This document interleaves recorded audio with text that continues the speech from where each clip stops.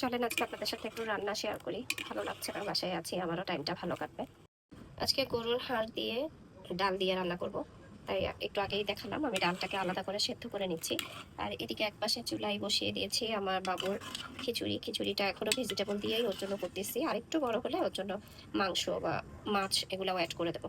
আর এপাশে রাইস কুকারে ভাতটা বসিয়ে দিয়েছি। ভাতটা হচ্ছে, এখানে কয়েক রকমের সবজি কেটে নিয়েছি। আর এটা হচ্ছে কচু, ছোট ছোট যে কচুগুলো থাকে না ওইগুলো। আর এটা হচ্ছে মিষ্টি কুমড়া। আর এখানে হচ্ছে অল্প কিছু শুটকি ভেজাতে দিয়ে রেখেছি, এটা হচ্ছে ছুরি শুটকি। আমি এখনো কি দিয়ে কি রান্না করবো এখনো ভাবছি, যা যা হাতের কাছে পাইছি সব কেটে কুটে নিচ্ছি, যেহেতু আমার হাতে খুব বেশি সময় নেই, একটু তাড়াহুড়া করে কুক করতে হবে আজকে। তারপর এখানে হচ্ছে কালকে আমি কিছু আলু আর পেঁপে কাটছিলাম, একটু পরিমাণে বেশি হয়ে গিয়েছিল, তো এই জন্য এগুলো হাফ বয়েল করে ফ্রিজে রেখে দিয়েছিলাম। তো দেখা যাক আজকে কি দিয়ে কি রান্না করি। কথা বলতে বলতে এখনই প্ল্যান করতেছি আমি যে কি দিয়ে রান্না করবো, তারপর আপনাদেরকে দেখাচ্ছি। আমার ভাতটা হয়ে গেছে, গরম গরম ধোয়া ওঠা ভাত।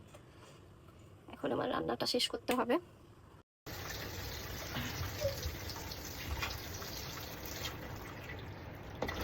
আমি সবকিছু রেডি করে নিয়েছি, যেহেতু এটা কোরবানির মাংস তাই একটু বেশি ধুইতে হচ্ছে। আমি একটু ধুয়ে নিচ্ছি সবকিছু।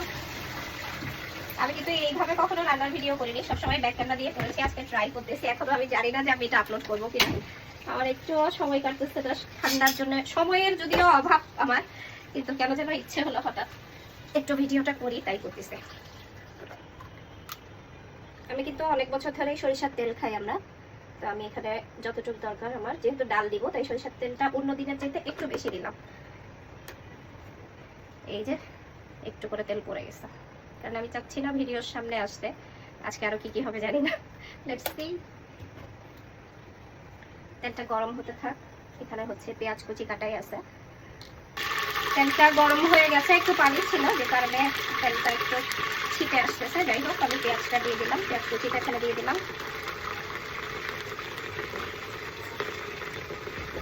আজকে আমরা ব্রেকফাস্টে সব বাইরে থেকে নিয়ে এসে খাবার খেয়েছি, কারণ আমার শরীরটা ভালো নাই, আমি যেহেতু অসুস্থ। সকালের দিকে জ্বরটা অনেক বেশি ছিল, যে কারণে রান্না করার মতো আমার কোনো শক্তিই ছিল না। এইবারে সর্দি কাশিতে একদিনেই আমার খুবই নাজেহাল অবস্থা, খুবই খারাপ লাগতেছিল। আমার ছেলেরও অনেক সর্দি, মেয়েটাও অসুস্থ, সব মিলিয়ে সবাই একটা বাজে সিচুয়েশন পার করতেছে। সবাই আমাদের জন্য দোয়া রাখবেন, রান্না করে যেন তাড়াতাড়ি সুস্থ হয়ে উঠতে পারি। পেঁয়াজটা অনেকটাই হয়ে আসছে, এবার হচ্ছে আমি এখানে রসুন বাটা আর আদা বাটা দিয়ে দেবো। গরুর মাংসতে সবসময় একটু আদা বাটাটা বেশি দিতে হয়। আমি ফ্রিজ থেকে একটা বাটিতে বের করে রেখেছিলাম, বাট ওটা মনে হচ্ছে যে এটা কম হয়ে গেছে, এই জন্য এখন আরেকটা জায়গা থেকে বের করে নিছি, আরেকটা বক্স থেকে, তাই আমার একটু দিতে সময় লাগতেছে। যাই হোক, দিয়ে দিলাম। আর আরেকটা মজার ব্যাপার, সেটা হচ্ছে আদা আর রসুন, ওরা দুজনে কিন্তু ভাই বোন, এই কারণে আমি একই বাটিতেই রেখে দিয়েছি সুবিধার জন্য। এক পাশে রসুন রাখছি, এক পাশে আদা রাখছি। আমার অনেকগুলো বক্সে এভাবেই রাখা থাকে, যেন একসাথে আমি টুক করে বের করে নিয়ে তাড়াতাড়ি রান্না করে ফেলতে পারি। এইবার আদা রসুনটাকে একটু ভালোভাবে কষিয়ে নেব। তারপর আজকে আপনারা কে কি রান্না করলেন বলেন, আজকে আপনাদের রান্নার আইটেমে কি কি ছিল? আমি কিন্তু রান্না করতে খুব ভালোবাসি, আমার খুব ভালো লাগে। অনেকেই আছে অনেক ধরনের মশলা, অনেক কিছু স্পেশাল, অনেক কিছু দিয়েই ট্রাই করে রান্না বান্না, বাট আমার কাছে সবসময় রেগুলার যে মশলাগুলো থাকে এগুলো দিয়েই আমি রান্না করি সবসময়, স্পেশাল ওভাবে কোনো কিছু হয় না। আর একটা কাহিনী দেখেন, পৃথিবীর সবচেয়ে কষ্টের সময় রান্নার সময় যখন এভাবে করে মশলার গুঁড়ি দিতে যাই, তখন হচ্ছে ওই গুঁড়োর পটটা যখন খালি থাকে, এটা হচ্ছে পৃথিবীর সবচেয়ে কষ্টের একটা সময়, বিরক্তিকর মতে। তো যাই হোক, এগুলো দিয়েই আবার হয়ে যাবে, আমি এখন আর আলাদা করে আর বের করছি না। তো হলুদের গুঁড়ো, তারপর হচ্ছে ধনিয়ার গুঁড়ো দিয়ে দিলাম। আমরা একটু ঝাল খেতে ভালোবাসি, তো ঝালটা একটু বেশিই দিব। এই তো, খুব বেশি হবে না, যেহেতু ডাল দিব, ঝালটা আবার একটু কমেও আসবে।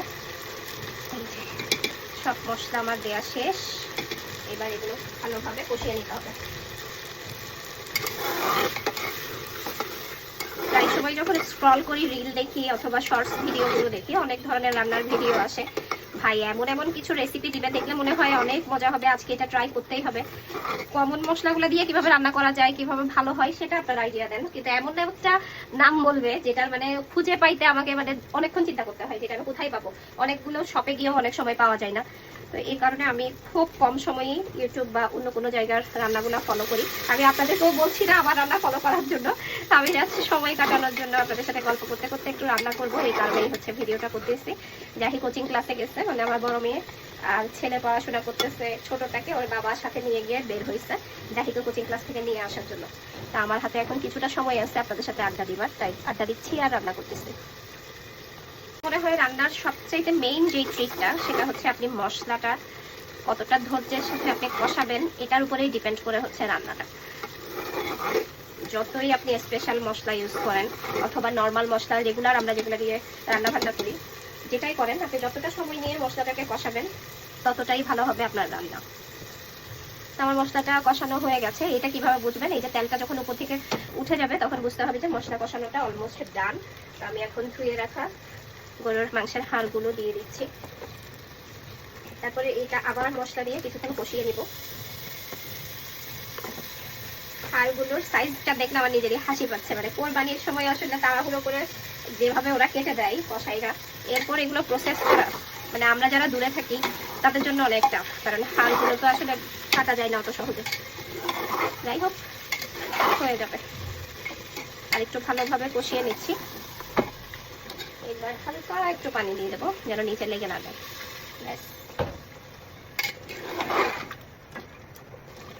এবার আমি এখানে এলাচি আর হচ্ছে লবঙ্গ দিয়ে দিলাম। আর আমার দারচিনির যে মানে আস্ত যে দারচিনিটা ওটা শেষ হয়ে গেছে, তো দারচিনির গুঁড়োটা আমি এনে রেখেছি, ওটা একটু করে দিয়ে দিলাম।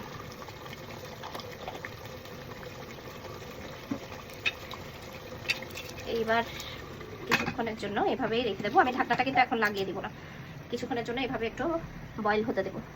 আবার একটু নেড়ে দেবো, অনেকক্ষণ ধরে কষাচ্ছি। এবার আবার একটু নেড়ে দিলাম। নেড়ে দেওয়ার পর আমি এখন যেটা করব, আমি এখানে অল্প একটু পানি দিয়ে দেবো।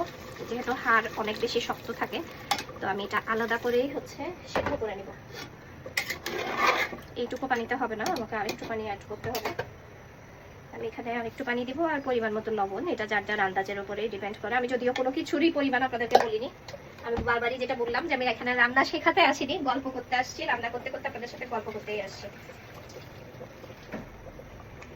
আরো একটু পানি দিয়ে দিলাম। এইবার গরুর হাড্ডি তুমি আস্তে আস্তে সেদ্ধ হতে থাকো, আমি অন্য তরকারিটা প্রসেস করি। এই পাশটাতে আমি শুটকি দিয়ে সবজিটা রান্না করব, আর ওইখানে হচ্ছে কচুটাও দিয়ে দেব।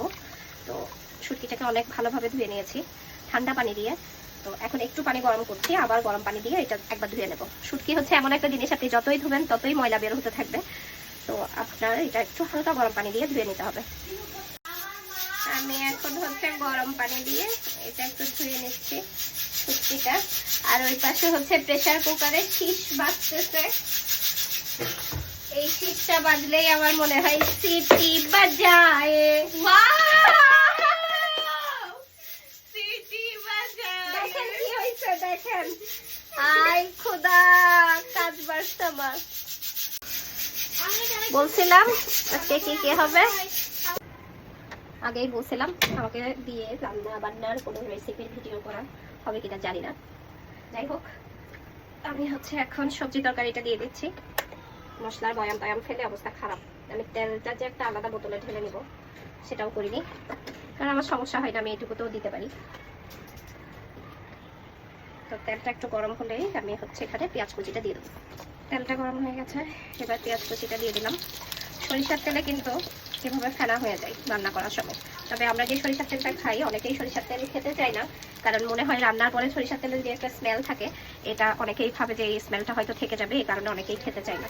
এটা আমি এত বছর ধরে খাচ্ছি আল্লাহর রহমতে। আমি যার কাছ থেকে সরিষার তেল কিনি এই ব্যাড স্মেল বা ওই টাইপের কোনো ধরনের স্মেলই আমরা, ব্যাড স্মেল না, সরিষার তেলের যে স্মেলটা সেটা রান্নার পরে থাকলে আসলে আমরা তো ভর্তাতে তেল সরিষার তেলটা ইউজ করে অভ্যস্ত বেশি, যে কারণে রান্নার পরে ওই স্মেলটা পেলে হয়তো ভালো লাগে না অনেকের কাছে, তো ওইটা অতটা আসে না। আমি এখানে হলুদের গুঁড়ো দিয়ে দিলাম। এবার একে একে মশলাগুলো সব দিয়ে দিব। খুব বেশি মরিচের গুঁড়ো দিব না, সবজিতে অনেক বেশি মরিচের গুঁড়ো দিলে ক্যাটক্যাট একটা ঝাল হয়, টেস্টটা নষ্ট হয়ে যায়। তো সব মশলা দিয়ে দিলাম। এবার হচ্ছে মশলাটা ভালোভাবে কষিয়ে নিব। আমি যে কচুটা এখানে অ্যাড করবো ওটা কিন্তু আমি লবণ দিয়ে একটু মাখিয়ে রেখেছি, কারণ কচু তো কালো হয়ে যায়, লবণ দিয়ে রাখলে কালোটা একটু কম হয়। আর এই কচুটা ছোট কচুটা যেহেতু খুব তাড়াতাড়ি সিদ্ধ হয়ে যায় এই জন্য ওটা আর আলাদা করে সিদ্ধ করিনি। মশলাটা অনেকটাই হয়ে আসছে। আমি এখানে অল্প একটু পানি অ্যাড করে দিচ্ছি যেন মশলাটা অনেক বেশি পুড়ে না যায়।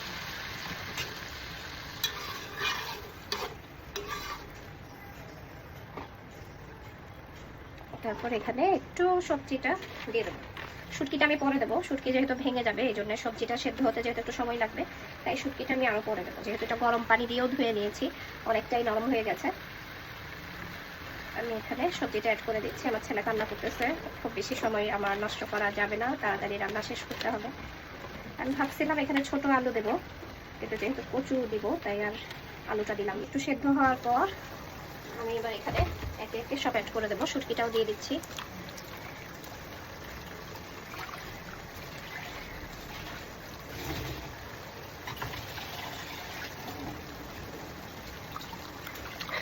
আমার কিন্তু শুটকির মধ্যে ছুরি শুটকিটা অনেক বেশি পছন্দ, শুটকিটা আমি এভাবে দিয়ে দিলাম। তারপর হচ্ছে এই যে বলেছিলাম একটু লবণ মিক্স করে রাখলে কালোটা একটু কম হয়, এই যে এবার হচ্ছে কচুটাও দিয়ে দিলাম। আমি ওপাশ থেকে আমার ছোট ছেলের কান্নার আওয়াজ শুনতেছি। আমার রান্না এখন যত দ্রুত করা যায় তত তাড়াতাড়ি শেষ করতে হবে আমাকে। ছেলেকে কোলে নিব, ছেলে চলে আসছে বাইরে থেকে। একটু লবণ দিয়ে দিলাম। আমি কি লবণ বেশি দিয়ে দিচ্ছি? মনে হচ্ছে একটু বেশি দিচ্ছি। আচ্ছা একটু উঠাই নিলাম।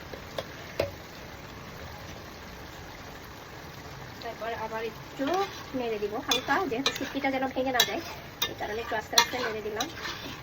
এবার তুমি শুটকি সবজির সাথে তুমি সেদ্ধ হইতে থাকো, আমি আমার ছেলেকে দেখে আসি। এবার আমি এখানে একটু টমেটো অ্যাড করে দেবো। আমি কিন্তু ফ্রিজে এইভাবেই হচ্ছে আস্ত টমেটো রেখে দিই, ভালো করে ধুয়ে নিয়ে পানিটা একটু ছেড়ে ফেলি একটা ঝাঁকাতে নিয়ে, তারপর এইভাবে আস্তটাই আমি ফ্রিজে রেখে দিই পলিথিন ভরে। কারণ অনেক সময় আমি স্লাইস করেও রেখে রেখেছি, বাট স্লাইস করে রাখলে হয় কি কেমন যেন একটু পানি পানি টাইপসের হয়ে যায়।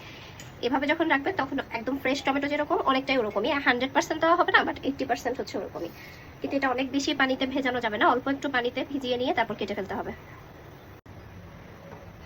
এভাবে অল্প একটু পানিতে জাস্ট 1 মিনিট বা 1 মিনিটের মতো একটু ভিজিয়ে নিয়ে তারপরে হচ্ছে আপনি এই জায়গাটা ভালোভাবে ধুয়ে নিয়ে পরিষ্কার করে আপনি এরকম একটা ছুরি ইউজ করে আপনি কেটে নেবেন। একটু হার্ড থাকা অবস্থায় কেটে নিতে হবে স্লাইস করে। অনেক বেশি পানিতে ভেজাতে গেলে যেটা হয়, স্লাইস করে রাখলে যেরকম নরম হয়ে যাবে, অনেকক্ষণ ভিজিয়ে রাখলেও সেটাই হবে। তাই আমি এভাবে কেটে নিলাম। এই যে কি সুন্দর স্লাইস হয়ে গেছে। এটা এখন তরকারিতে দিয়ে দেবো। অনেকটাই হয়ে আসছে, আমি এবার এখানে টমেটোটা দিয়ে দেবো। টমেটোটা আমার খুবই পছন্দের, খুব ভালো লাগে। আর এখানে হচ্ছে হলুদ পাতা আনা ছিল আমার বাসায়, হলুদ পাতা কুচি করে নিয়েছি, এটাও আমি এখানে অ্যাড করে দেবো। ধনে পাতাটা সবসময় রান্নার শেষে ইউজ করতে হয়, আর হলুদ পাতার স্মেলটা যেহেতু অনেক বেশি স্পেশাল, এটাই অনেক বেশি ভালো লাগে। তাই যখন একদম শেষের দিকে যখন অল্প আছে রান্নাটা করবেন তখনই হলুদ পাতা দিয়ে দেবেন যেন স্মেলটা আরও সুন্দর আসে। তো অনেকটাই হয়ে আসছে আমার রান্না, একটু পরেই শেষ হয়ে যাবে। এখন এখানে ডালটা আমি অ্যাড করে দেবো, যে ডালটা আমি আগেই সেদ্ধ করে রেখেছিলাম, বুটের ডালটা। এটা অনেকটা এরকম হবে যেন খুব তাড়াতাড়ি গলে না যায়, অনেক বেশি গলে গেলে ভালো লাগে না। আচ্ছা এটা আমি আরেকটু পরে দিব। আমি এখানে বয়েল করে রাখা পেঁপে আর আলুটা দিয়ে দিচ্ছি সবার আগে। এটা আরেকটু বয়েল হতে হবে, খুব বেশি বয়েল করিনি। এখানে একটু পেঁপে কুচি আর আলু কুচি রয়ে গেছে, এটা আমার ছেলের খিচুড়ির জন্য করেছিলাম। এবার আবার একটু নেড়ে দিলাম। এইবার হচ্ছে ডালটাও দিয়ে দিচ্ছি।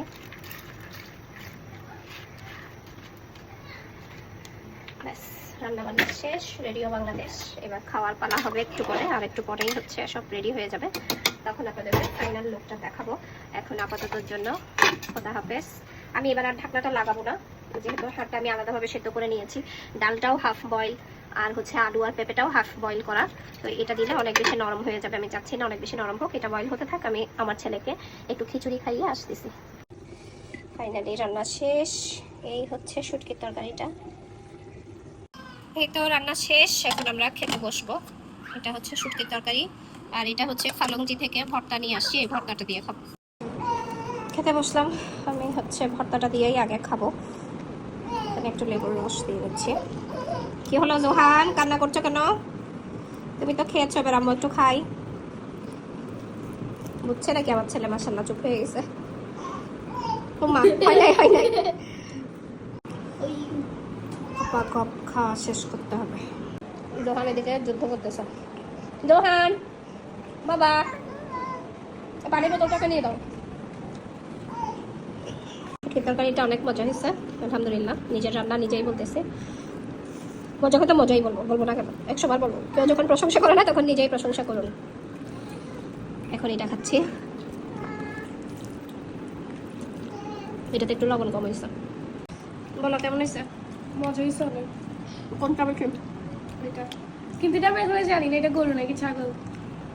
মাশাআল্লাহ খাওয়া শেষ হয়ে যাচ্ছে, এটাও জানা না এটা কি। এটা গরুর হাড্ডি। হ্যাঁ মজা হয়েছে। শুটকি? শুটকি মাছটা আমি খাই না, ওটা আমার ভালো লাগে না, কিন্তু ইয়া খাইছি সবজি। মজা হয়েছে। আমাকে একটু